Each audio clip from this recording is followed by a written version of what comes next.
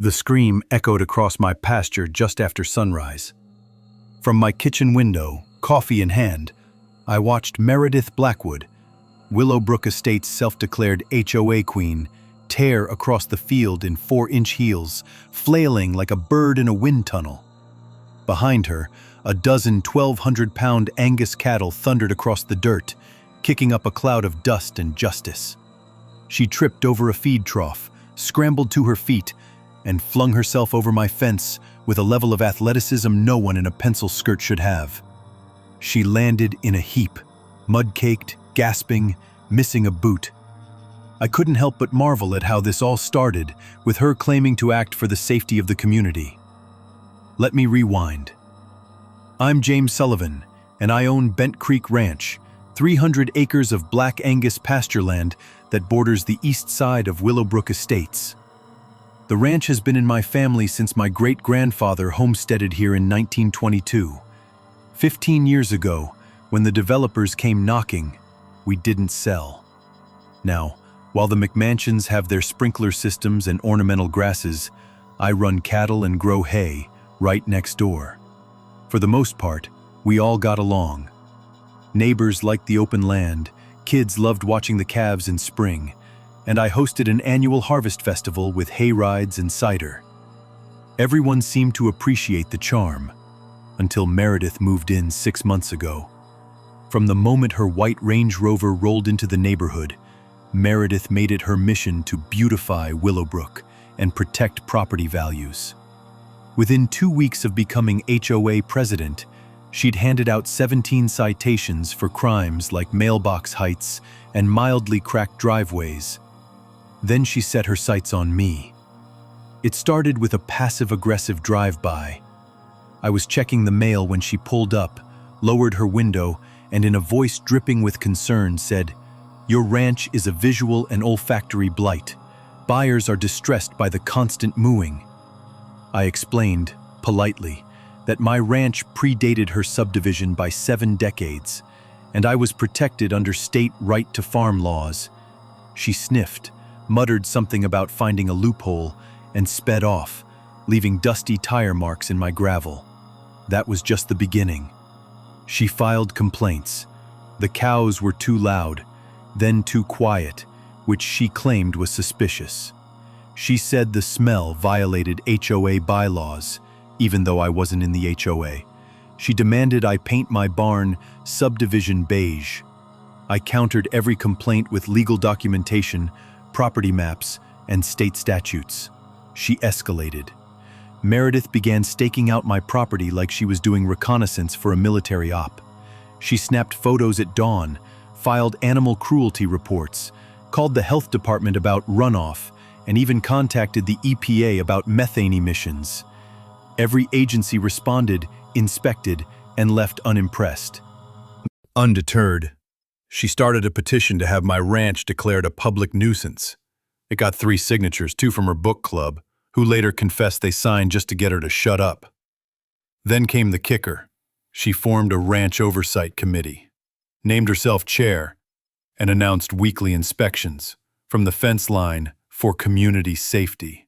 My attorney sent a certified letter citing trespass laws. My fences are posted clearly, and her authority ended at the HOA boundary. That must have stung, because the next day, I caught her trying to climb my fence, clipboard in one hand, camera in the other. I warned her, step over that line and I'd call the sheriff.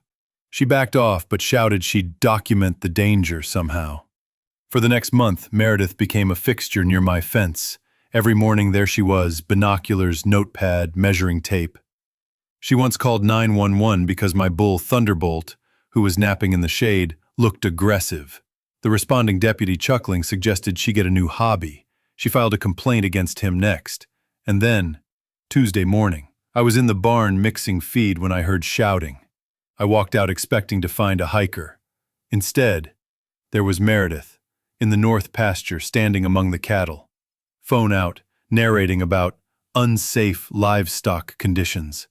She had ignored 3 no trespassing signs and a livestock enter at your own risk warning. She wore white pants, high-heeled boots, and a designer athletic top, now all streaked with mud. The cattle at first just watched her, but she made the fatal mistake of waving her arms and shouting. That's not how you behave around 1,000-pound animals. Bessie, my lead cow, gave a warning snort. Meredith missed the cue and stepped closer.